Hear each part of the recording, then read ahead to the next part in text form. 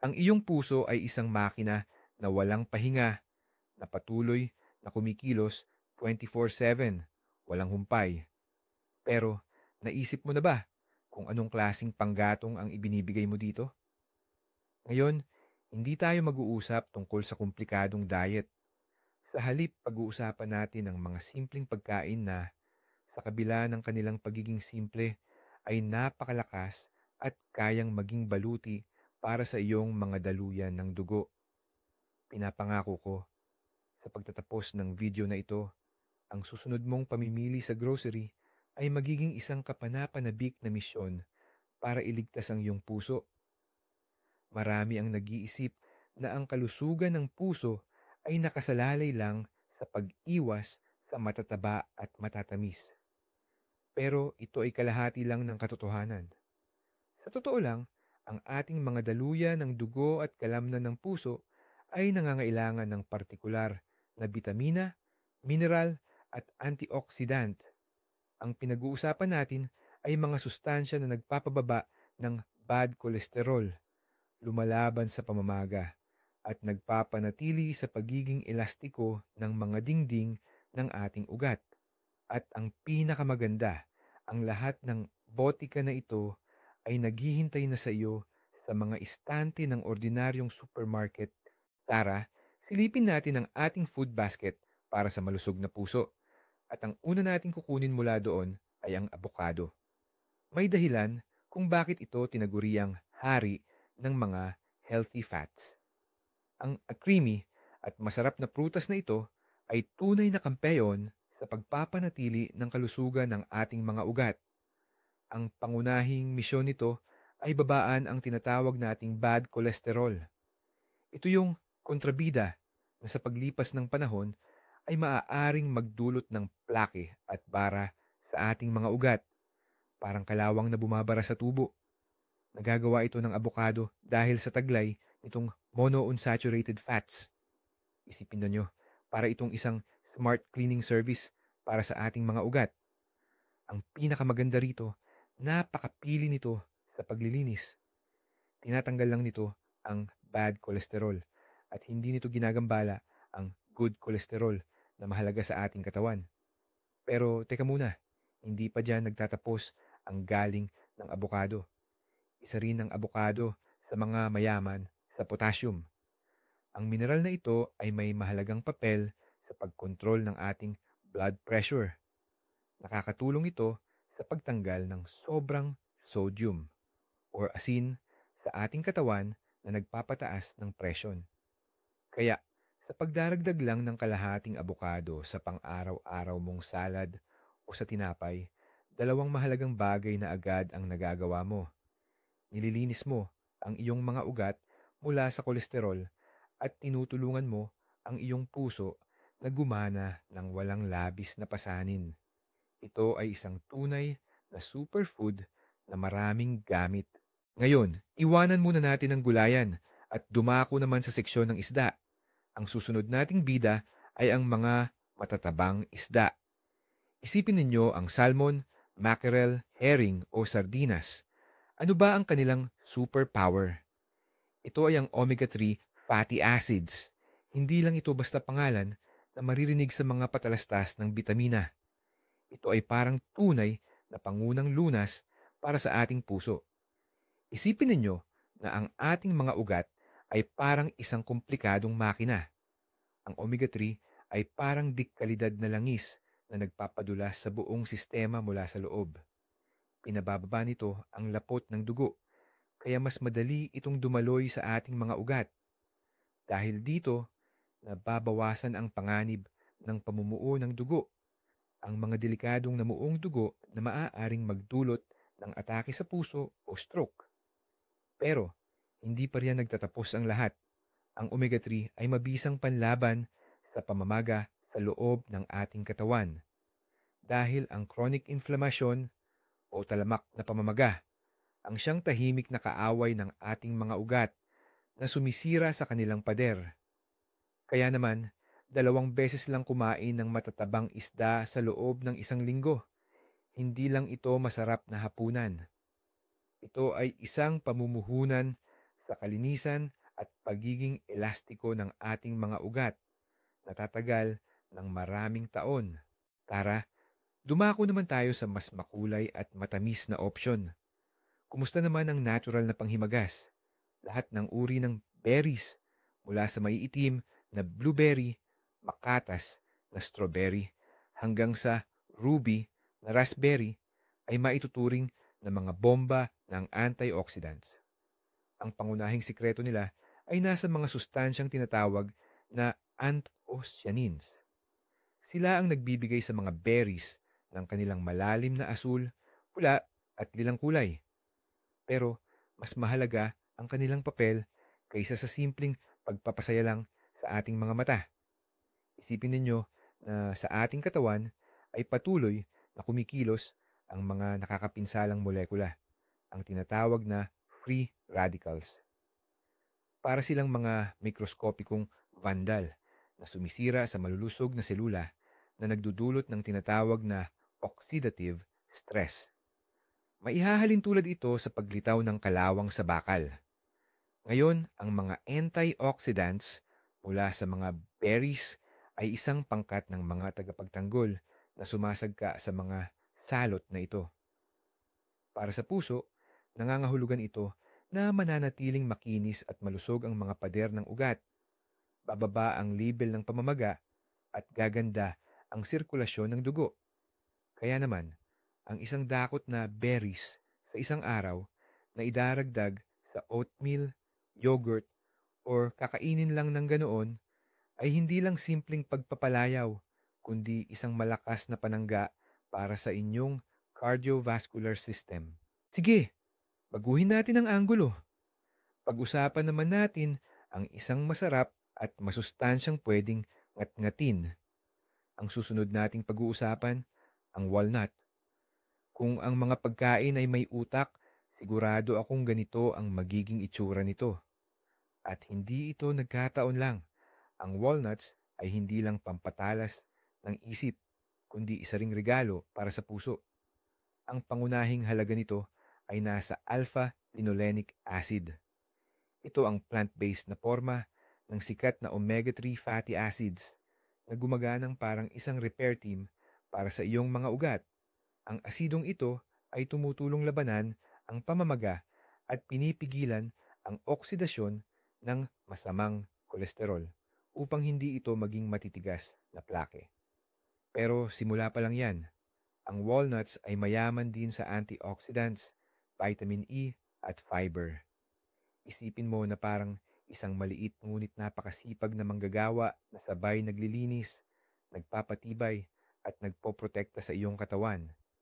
Isang dakot lang ng walnuts sa isang araw, halos 7 piraso, ay may malaking epekto na sa kalusugan ng iyong mga ugat.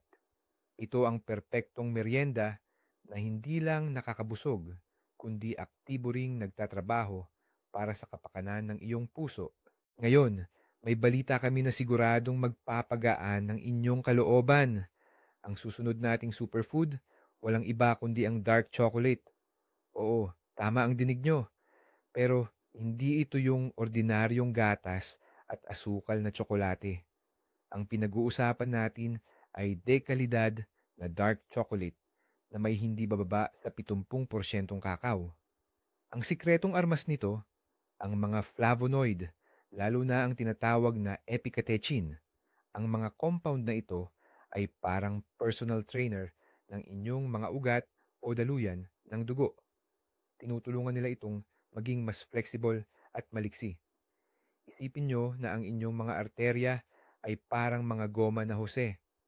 Sa paglipas ng panahon, maaari silang tumigas at mawalan ng resistensya. Pero ang flavonoids, tinutulungan silang mapanatili ang pagiging maliksi, kaya mas malayang dumadaloy ang dugo at nababawasan ang trabaho ng puso. Bukod pa rito, sinusuportahan din nila ang produksyon ng nitric oxide sa katawan. Ang substance na ito ang nagbibigay signal sa mga ugat na mag-relax at lumuwag na nagiging sanhi ng banayad na pagbaba ng presyo ng dugo. Kaya, ilang piraso ng dark chocolate kada araw, hindi lang ito pampasaya, kundi isa ring legal at napakasarap na therapy para sa inyong cardiovascular system. Ang mahalaga lang, huwag sobrahan. Mula sa matatamis, dumako naman tayo sa mga luntiang gulay. Ang susunod nating pag-uusapan ay ang mga madahong gulay at ang walang dudang hari rito ay ang spinach. Naaalala nyo pa ba si Popeye the Sailor? Kumakain siya ng spinach para lumakas ang kanyang kalamnan. Pero sa totoo lang, hindi lang kalamnan ang pinapalakas nito, kundi pati na rin ang ating puso. Ano ba ang sikreto nito? Una, mayaman ito sa magnesium. Ang mineral na ito ay parang isang konduktor ng pintig ng puso. Nakakatulong ito upang tama ang pagkontra at pagluwag ng kalamnan ng puso na nagpapanatili ng matatag na pulso. Ang kakulangan naman sa magnesium ay maaaring magdulot ng arrhythmia or irregular na pagtibok ng puso. Pangalawa, ang spinach ay mayaman din sa natural na nitrates. Huwag itong ipagkamali sa mga masamang preservatives. Sa ating katawan, ang mga nitrates na ito ay nagiging nitric oxide na pamilyar na sa atin. At tulad ng natatandaan natin, ito ay nagsisilbing natural na pampaluwag ng mga ugat.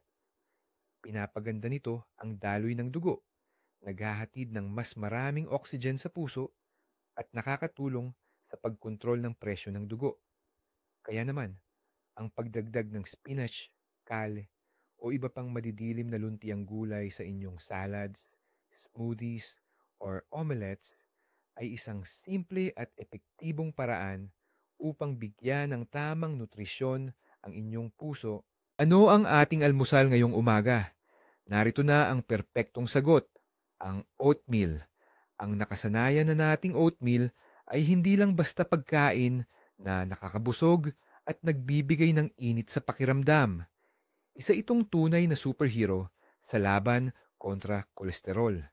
Ang sikretong sandata nito, ang tinatawag na beta-glucan. Ito ay isang natatanging uri ng soluble fiber.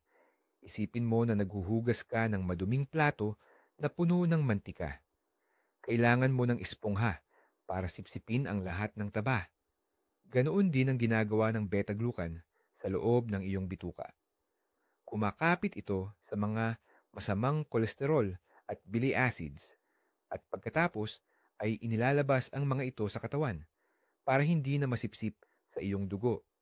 Ito ang isa sa pinaka-epektibo at natural na paraan para mapababa ang antas ng kolesterol. Ang regular na pagkain ng oatmeal ay literal na nakakatulong na linisin ang labis na masasamang taba mula sa iyong sistema. Bukod pa rito, nagbibigay ang oatmeal ng matagal na pakiramdam ng kabusugan na nakakatulong sa pagkontrol ng timbang, isang mahalagang salik din para sa kalusugan ng puso. Kaya, ang isang mangkok ng oatmeal tuwing umaga ay hindi lang basta isang nakasanayan, kundi isang pang-araw-araw na ritual ng pag-aalaga para sa kalinisan ng iyong mga ugat at daluyan ng dugo. Ngayon, pag-usapan naman natin ang tungkol sa langis. Pero hindi lang basta-bastang langis, kundi ang tinaguriang liquid gold ng Mediterranean, ang extra virgin olive oil. Hindi lang ito pang dressing sa salad, kundi isa ring makapangyarihang panlaban sa pamamaga ng katawan. Ang mga pangunahing sangkap dito ay ang monounsaturated fats, lalo na ang oleic acid at mga antioxidants tulad ng polyphenols. Isipin ninyo na parang may maliit na apoy na patuloy na nagbabaga sa loob ng inyong mga ugat. Iyon ang chronic inflammation na sumisira sa kanilang mga pader. Ang polyphenols mula sa olive oil ay parang isang grupo ng mga bumbero na siyang pumapatay sa apoy na ito. Pinoprotektahan nila ang cholesterol particles mula sa oxidation, ang proseso na siyang nagpapalagkit at nagiging sanhi ng panganib sa kanila.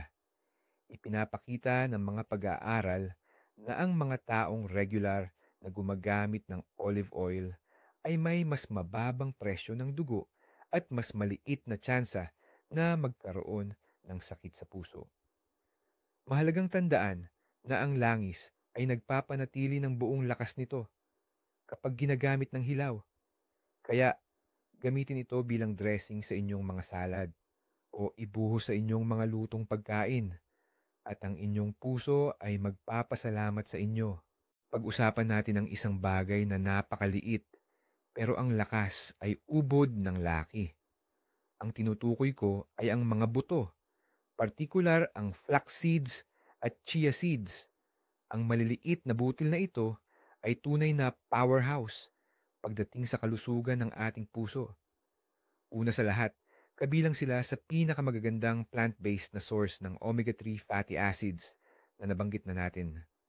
Kaya naman, magandang alternatibo sila para sa mga hindi kumakain ng isda. Ikalawa, parehong sagana ang flax at chia sa fiber, soluble man o insoluble. Ang soluble fiber, tulad ng makikita sa oatmeal, ay nakakatulong na ikonekta at ilabas ang kolesterol mula sa katawan. Samantala, ang insoluble fiber ay nagpapabuti ng panunaw at nakakatulong kontrolin ang antas ng asukal sa dugo na mahalaga rin para sa malusog na mga daluyan ng dugo. Bukod pa rito, ang flax seeds ay mayroon ding lignans, mga natatanging antioxidant na may matinding anti-inflammatory effect.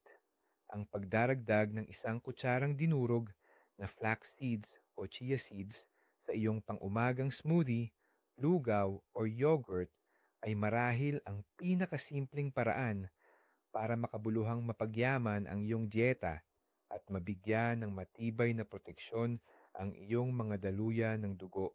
Ngayon, ilagay naman natin sa ating basket ang madalas nating nakakaligtaan kahit na napakalaki ng pakinabang.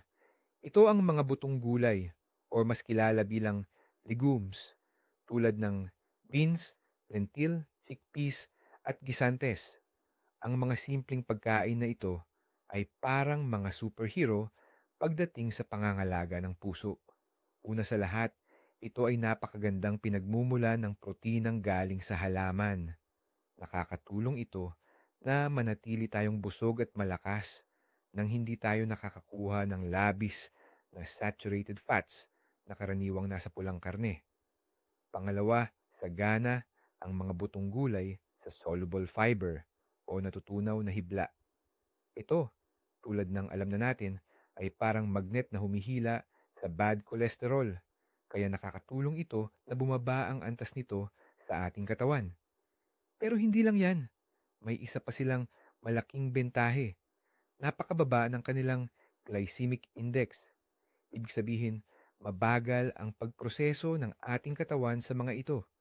Kaya hindi nagkakaroon ng biglaang pagtaas ng blood sugar sa ating dugo.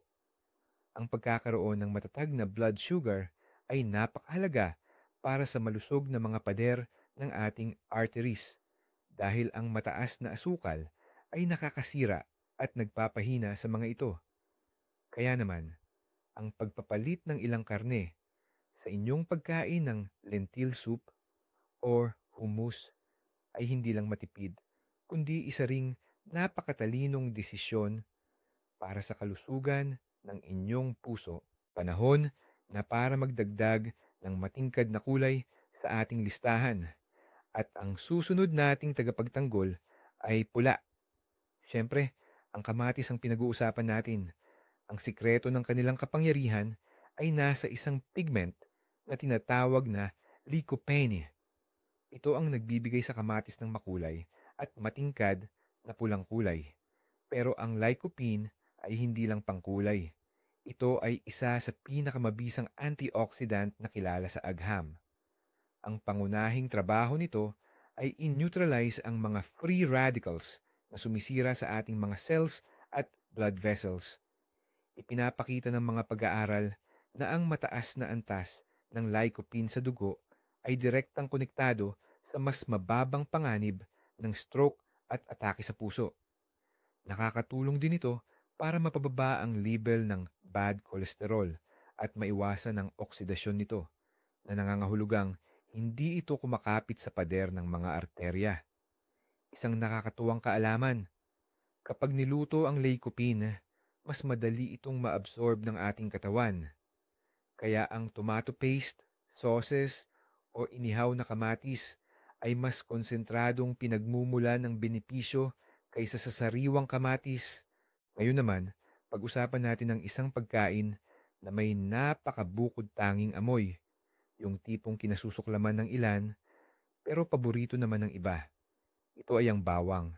Pero anuman ang iyong panlasa, hindi maitatanggi ang benepisyo nito sa ating puso.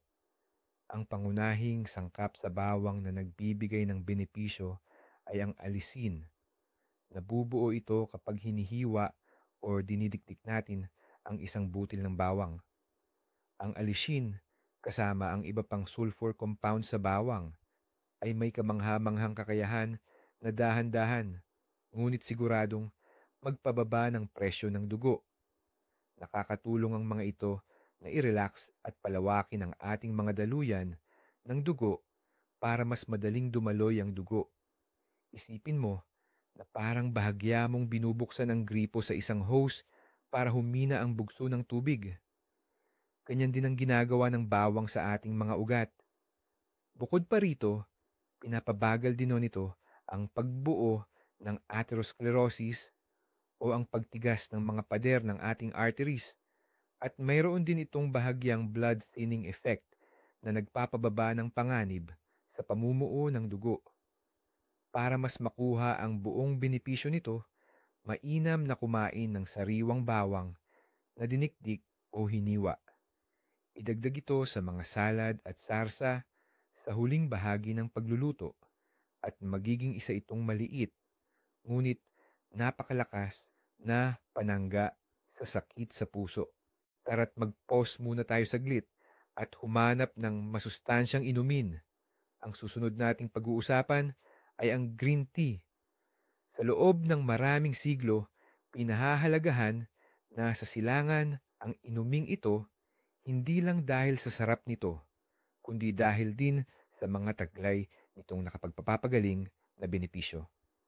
Para sa kalusugan ng puso, partikular itong mahalaga dahil sa mataas na nilalaman nito ng malalakas na antioxidant na tinatawag na catechins. Ang pinakakilala sa mga ito ay ang epigallocatechin galate. Ang mga sangkap na ito ay gumagana sa iba't ibang paraan. Una, pinoprotektahan nila ang mga selula ng panloob na lining ng ating mga ugat, ang endothelium, mula sa pinsala. Ang malusog na endothelium ay isang makinis na ibabaw kung saan hindi kumakapit ang mga cholesterol plaque. Pangalawa, nakakatulong ang catechins na pababain ang level ng parehong total at masamang kolesterol. Literal na pinipigilan nito ang pagkaipon ng kolesterol sa ating mga arterya.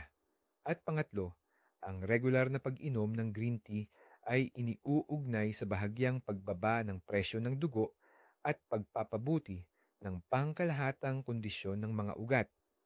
Kaya naman, ang pagpapalit ng isang tasa ng kape o matamis na inumin ng isang tasa ng mabangong green tea ay isang simpleng hakbang na magbibigay ng malaking benepisyo sa iyong puso. Bumalik tayo sa mga masustansyang merienda. At dito, ang almendras naman ang bida. Ang mani na ito ay tunay na yaman ng sustansya para sa puso. Kung ang walnuts ang kampyon sa plant-based omega-3 stars, ang almendras naman ang hari ng vitamina E. Ang vitamina E ay isang fat-soluble na antioxidant. Ang pangunahing tungkulin nito ay protektahan ang mga cell membrane mula sa pinsala ng free radicals. Para sa mga ugat ng dugo, ito ay nangangahulugang proteksyon laban sa oksidasyon ng masamang kolesterol. Sa madaling salita, hindi hinahayaan ng vitamina E na manigas o maging malagkit ang kolesterol na siyang nagiging sanhi ng pagbuo ng mga plaque sa ugat. Bukod pa rito, ang almendras ay mayaman sa healthy monounsaturated fats, fiber, at magnesium na napag-usapan na natin ang benepisyo. Ang kombinasyong ito ang nagpapalakas sa almendras bilang isang epektibong paraan para makontrol ang level ng kolesterol at asukal sa dugo. Isang dakot ng almendras, humigit kumulang 20 to 25 piraso, ay isang mahusay na paraan para pawiin ang gutom sa pagitan ng kainan habang nakakakuha ka rin ng dose ng mahahalagang sustansya para sa iyong cardiovascular system. Pagpapatuloy sa ating listahan ng mga berdeng gulay, ang ating susunod na bida ay ang broccoli, kasama ang iba pang cruciferous vegetables tulad ng cauliflower at Brussels sprouts. Masasabing ang broccoli ay parang ating detox manager or panlinis ng katawan. Naglalaman ito ng mga natatanging sulfur compounds tulad ng sulforaphane. Ang mga sangkap na ito ang nagpapagana ng mga enzyme sa atay na tumutulong maglabas ng mga lason at lumaban sa pamamaga. Para sa ating mga ugat, nangangahulugan ito ng pagbaba ng pangkalahatang antas ng pamamaga na direktang nagpoprotekta sa mga ito mula sa pinsala. Bukod pa rito, ang broccoli tulad ng spinach ay mayaman sa potassium at magnesium na mahalaga sa pagkontrol ng presyo ng dugo at tibok ng puso. Marami rin itong fiber na tumutulong magbigkis ng kolesterol sa bituka. Alam nyo bang naglalaman din ng broccoli ng vitamin K na may mahalagang papel sa pagpigil ng calcification or pagtigas ng mga arterya? Kaya naman, ang regular na pagsasama ng mga malutong na berdeng bulaklak na ito sa inyong dieta ay nakakatulong panatilihing malinis at malalambot ang inyong mga arterya.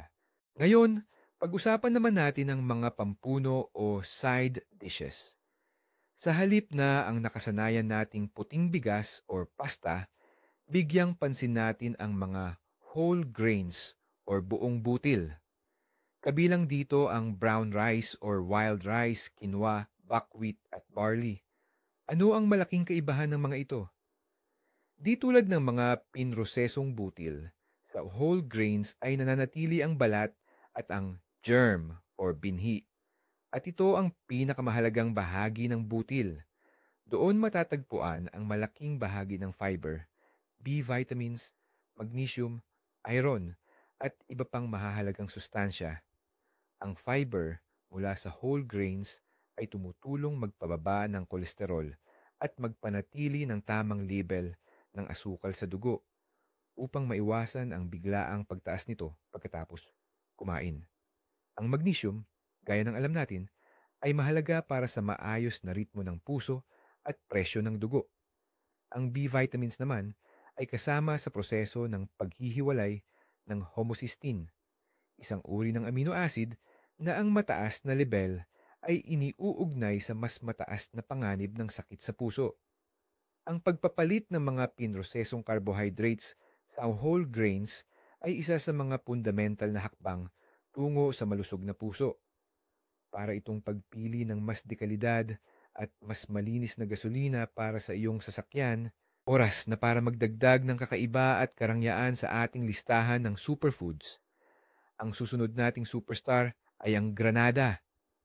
Mula pa noong sinaunang panahon, itinuturing na itong simbolo ng buhay at pagkamayabong at may magandang dahilan. Para sa puso, isa itong tunay na ruby elixir. Ang granada ay naglalaman ng natatangi at napakalakas na antioxidants, ang punicalagins at anthocyanins. Alam nyo ba, ang konsentrasyon nila sa katas ng granada ay mas mataas pa kaysa sa red wine o green tea. Ang mga sangkap na ito ay mayroong triple action na benepisyo. Una, epektibo nilang nilalabanan ang oxidative stress at pamamaga sa mga daluyan ng dugo. Ikalawa, pinapataas nila ang level ng nitric oxide na nakakatulong magparelax ng mga ugat at mapabuti ang daloy ng dugo. At ikatlo, at ito ang pinakamahalaga, kaya nilang pabagalin at baligtarin pa nga ang proseso ng pagdami ng cholesterol plaque sa mga ugat. Maaari mong kainin ang buong buto ng granada, idagdag sa salad, o uminom ng purong katas ng granada na walang asukal. Ano man ang piliin mo, ang prutas na ito ay magpapaganda sa iyong dieta at magsisilbing malakas na proteksyon para sa iyong mga daluyan ng dugo. Ngayon, libutin natin ang mundo ng mga pampalasa at pagdating sa mga ito, walang dudang ang kurkuma ang siyang reyna. Ang matingkad na dilaw na pampalasang ito na pangunahing sangkap ng kari ay hindi lang basta pangkulay. Isa rin itong makapangyarihang gamot. Ang pangunahing aktibong sangkap nito ay curcumin.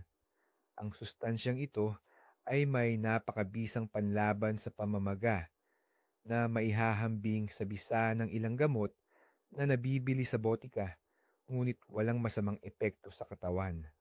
Ang matagalang pamamaga ay isa sa mga pangunahing sanhi ng atherosclerosis at ang curcumin ay diretsong tumatarget dito. Sinasawata ito sa antas ng molekula. Bukod pa rito, pinapabuti ng curcumin ang paggana ng endothelium, ang panloob na lining ng ating mga daluyan ng dugo.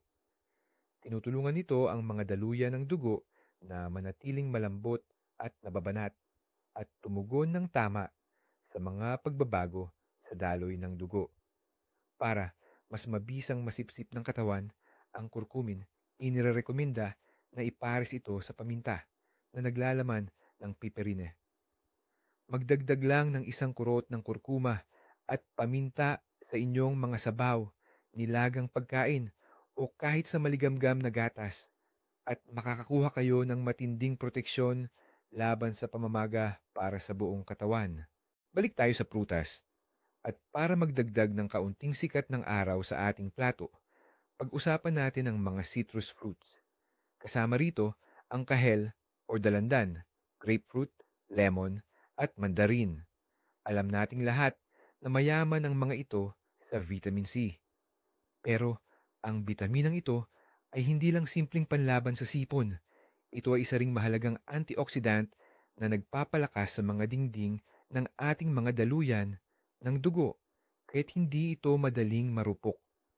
Ngunit ang tunay na halaga ng citrus para sa ating puso ay nakasalalay sa iba pang sangkap, ang mga flavonoids tulad ng hesperidin. Ang mga compound na ito ay nakakatulong sa pagpapabuti ng daloy ng dugo at maaaring makababa sa panganib ng stroke. Nagsisilbi silang natural na tagapagtanggol ng ating mga daluyan ng dugo. Pinipigilan ang pamumuo ng dugo at binabawasan ang pamamaga. Bukod pa rito, ang citrus ay mayaman din sa soluble fiber or pectin. Ito, gaya ng alam na natin, ay nakakatulong sa pagpapababa ng lebel ng masamang kolesterol. Kaya naman, ang pagkain ng isang kahel o dalandan bilang panghimagas o ang pagdagdag ng katas ng lemon sa isang basong tubig ay isang simple at nakakapreskong paraan para bigyan ng malaking pabor ang iyong puso. At narito na tayo sa ika-20 at huling punto sa ating listahan. Ito ang simpleng tingnan, ngunit napakalakas na gulay-ugat, ang beetroot. Ang malalim na pulang kulay nito ay pahiwatig na ng dami ng benepisyo nito. Ngunit ang pangunahing sikreto ng beetroot, tulad ng sa mga berdeng gulay, ay ang mataas nitong taglay na natural na nitrates. Kapag nakapasok sa ating katawan, ang mga sangkap na ito ay nagiging nitric oxide. Para sa ating mga daluyan ng dugo, ang nitric oxide ay maituturing na molekula ng buhay.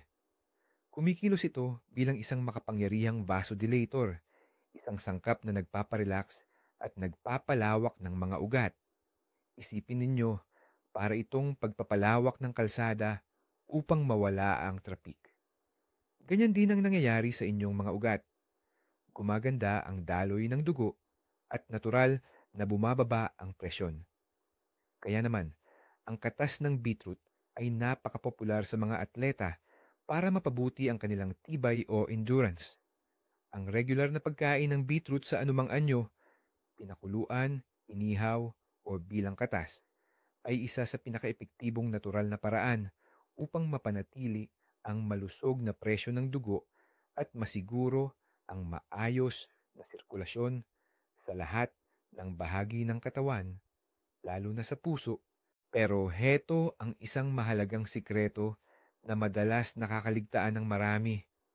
Ang pinakamabisang superfood para sa puso ay hindi lang iisang produkto mula sa listahang ito, kundi ang kombinasyon nilang lahat. Kahit kumain ka pa ng napakaraming salmon, kung wala namang sapat na fiber mula sa gulay at antioxidants mula sa berry sa iyong diet, mas magiging mahina ang epekto nito. Nasa pagtutulungan or synergy at sa iba't ibang uri ng pagkain ang tunay na lakas. Isipin na lang ang iyong plato bilang paleta ng isang pintor. Kung mas maraming iba't ibang kulay ang makikita mo rito, berde mula sa spinach, pula mula sa kamatis, asul mula sa blueberry, at orange mula sa salmon. Mas malusog at matatag na pundasyon ng iyong kalusugan ang iyong nabubuo. Hindi ito tungkol sa mahigpit na pagbabawal, kundi sa matalinong pagdaragdag. Ang pagdaragdag ng isang dakot ng mani sa salad, pagpapalit ng puting tinapay sa whole grain o pagkain ng mansanas imbes na biskwit. Mula sa mga maliliit na hakbang na ito, nabubuo ang malaking kalusugan ng iyong puso. Kaya naman, tinalakay natin ang dwentong makapangyarihang pagkain na may iisang layunin, ang habaan ng buhay at palakasin ang tibay ng iyong pinakamahalagang motor, ang puso. Ang mga ito ay abot kaya, masarap at madaling isama sa anumang diet. Salamat sa panunood ng video na ito hanggang dulo.